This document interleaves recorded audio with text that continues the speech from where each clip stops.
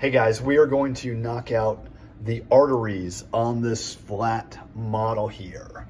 So if we come in and we start with our heart. So here's our right ventricle. Here's our pulmonary trunk coming out of it. And we do see some nice pulmonary arteries going out into the lungs. Here is our left ventricle right here. We see a little bit of the ascending aorta, and then the aortic arch is coming up. And then we see a little bit of descending aorta as it would go down behind the lungs. Remember, there are three branches to that aortic arch.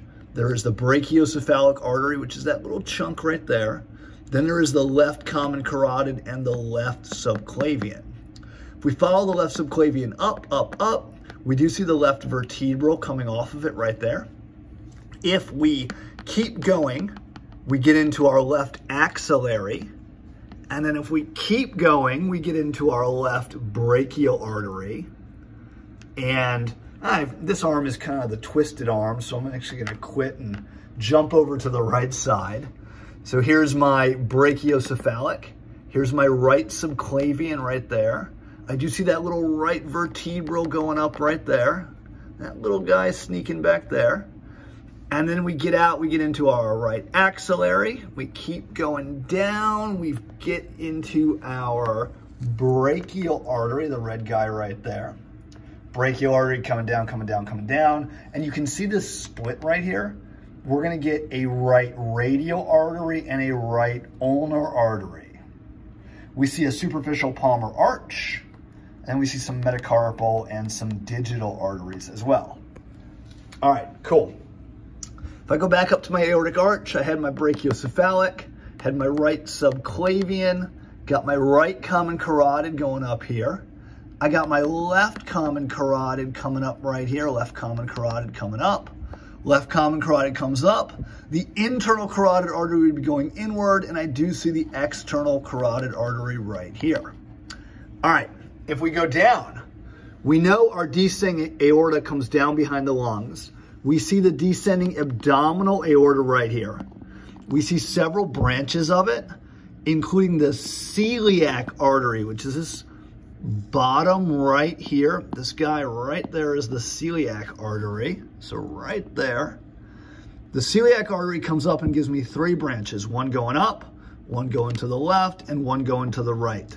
The one going to the right here, is the common hepatic artery, so that red guy right there. The one going up is the left gastric artery, and the one going to the left here is the splenic artery, of course, going to the spleen. So there's the celiac artery. Just below it, we see the superior mesenteric artery going to the small intestine. If we go down a little bit farther, we get the renal artery on each side. So there's two renal arteries. Go down a little bit farther, we get the inferior mesenteric, which is kind of like falling off to the left in this particular view. That inferior mesenteric artery is going to the large intestine.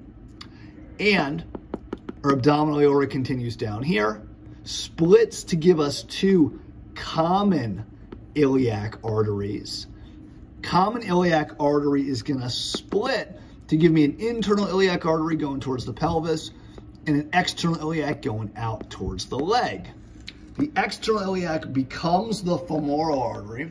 Femoral artery keeps going down, down, down, gets behind the knee and becomes the popliteal artery.